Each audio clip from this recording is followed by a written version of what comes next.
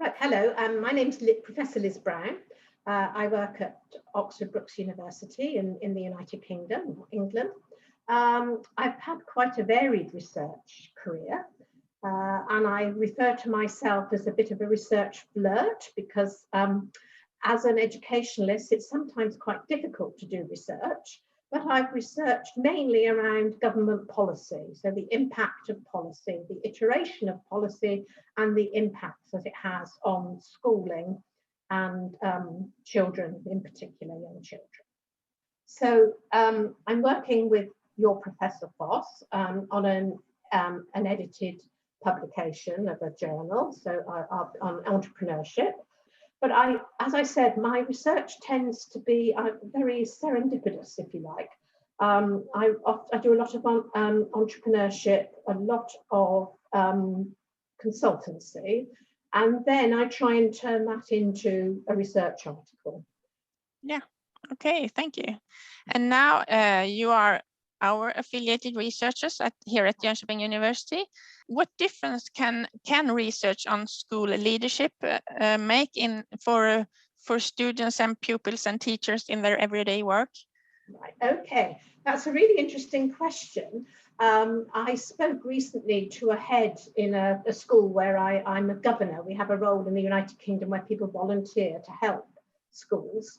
So I have this voluntary role, and he said that it didn't matter really if he'd ever read a leadership book. It didn't make any difference to the way he had to lead, because the challenges that teachers face or head teachers face every day are so different. He's never had any day the same. So it's quite difficult to convince some people that actually academic study of leadership is important. But I think the question you've asked is particularly important in current times. And I'm going to give a plug for the book that I've just had published. And I started to write it before the COVID pandemic. And it was called Effective School Leadership for Times of Challenge, because I really did feel that schools all around the world were in challenging times anyway. The world felt sort of out of sync, off its axis, even before we had the COVID issue. And there were also the United Nations 2030 ambitions that everyone should have an education, everyone should be able to read and write, and the need to outreach and change our approaches to education were really great, even before I started writing the book. What I think the world is facing is real times of uncertainty, and I draw in the book on the ideas of what we call VUCA, which came out of America during the Vietnamese War. And VUCA represents times of volatility, uncertainty, complexity, and ambiguity.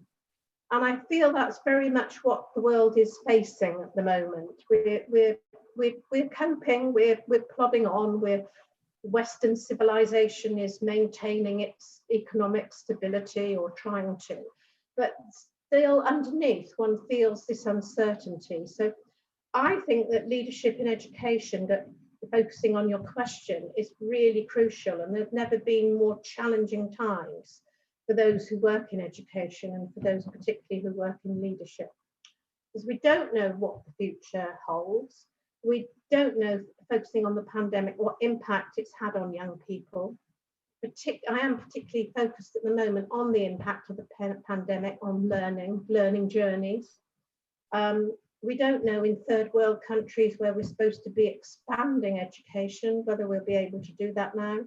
So I feel that having time to stop and think about how we lead and the impact of who we are on the people that we lead.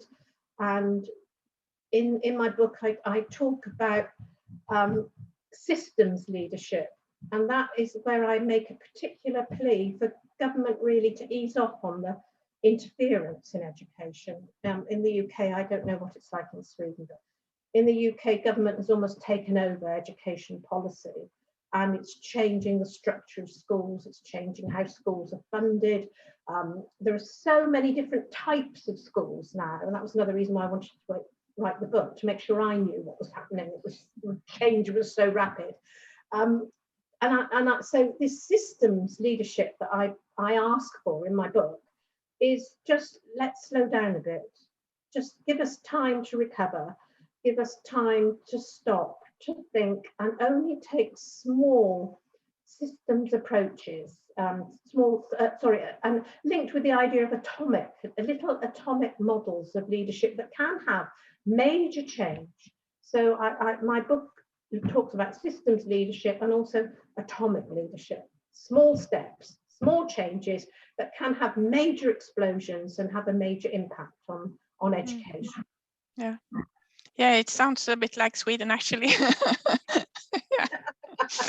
But if you look to the future, is there any topic in particular in this field that you think would deserve more attention from researchers?